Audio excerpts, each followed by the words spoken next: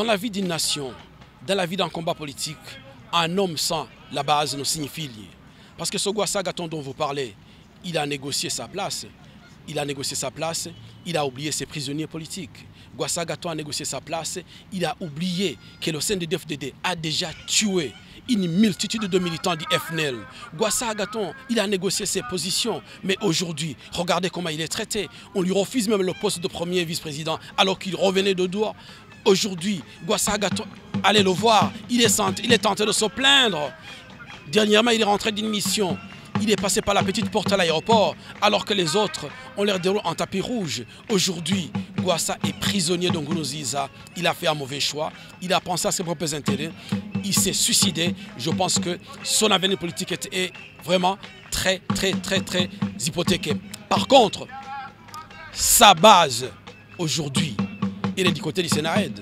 Sa base aujourd'hui, il se retrouve à Moussaga. Sa base aujourd'hui, il protège les gens de Moussaga quand ils sont attaqués. Sa base aujourd'hui, il protège les gens de Nyakabiga quand ils sont attaqués. Sa base aujourd'hui, il protège les gens de Mutanga Sud quand ils sont attaqués. Donc, Gwassa est parti, le peuple burundais est resté là, déterminé à jamais de les combattre tous les deux ensemble, parce qu'il va assumer collectivement la dérive totalitaire de Nkurunziza. C'est un mauvais choix. Il a trahi la mémoire de ces milliers de militants du FNL qui ont été massacré par Nkurunziza.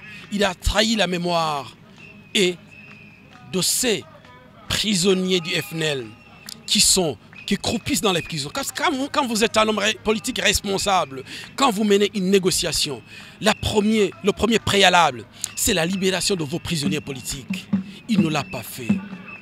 Et là, il a trahi tout le monde. Il s'est trahi lui-même parce que demain, il ne pourra pas apparaître sur la scène politique. Il s'est suicidé. Ce que nous faisons concrètement, c'est aujourd'hui, par exemple, de voir les partenaires traditionnels du Burundi, surtout les bailleurs de fonds, afin qu'ils ne puissent pas reconnaître ce gouvernement, afin surtout pas qu'ils ne reconnaissent pas, qu'ils n'aident pas ce gouvernement. Parce que si je vous rappelle que ce gouvernement doit avoir 52% de l'appui budgétaire qui vient des partenaires étrangers.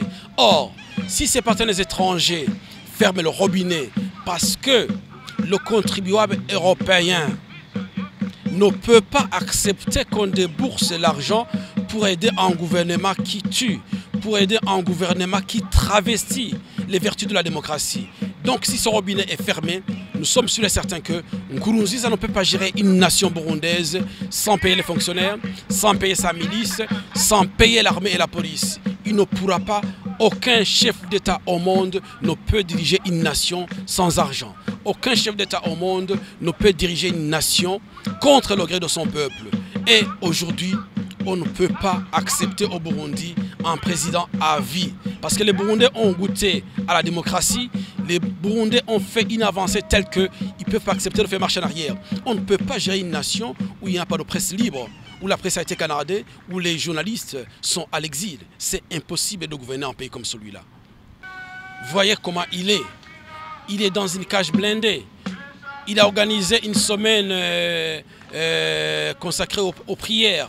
Il était derrière une vitre blindée. Le 1er juillet, lors de la célébration de la fête de l'indépendance, au Lavi, il était derrière une vitre blindée. Vous pensez qu'il va diriger pendant 5 ans le peuple burundais derrière une vitre blindée? C'est-à-dire quelque part, il doit le reconnaître, il y a un problème de sécurité qui est évident. Il est en train de réprimer les gens, mais à un certain moment, ces manifestants qu'il a tués, à un certain moment, ces manifestants qu'il est en train d'exécuter, à un certain moment, ces manifestants qu'il est en train de traquer comme des bêtes dans les retranchements, à un certain moment, ils décideront de se défendre. Pour le déroger, il est déjà là-bas parce qu'on lui a contraint. On lui a contraint d'aller dans une cage blindée. Et aujourd'hui, si Nkurunziza n'a pas une mémoire courte, toutes les conditions qui l'ont poussé à aller au maquis en 94, toutes ces conditions, lui, il est en train de les réunir ou il les a largement dépassées. Les mêmes causes provoquant les mêmes effets, il risque d'avoir le même traitement.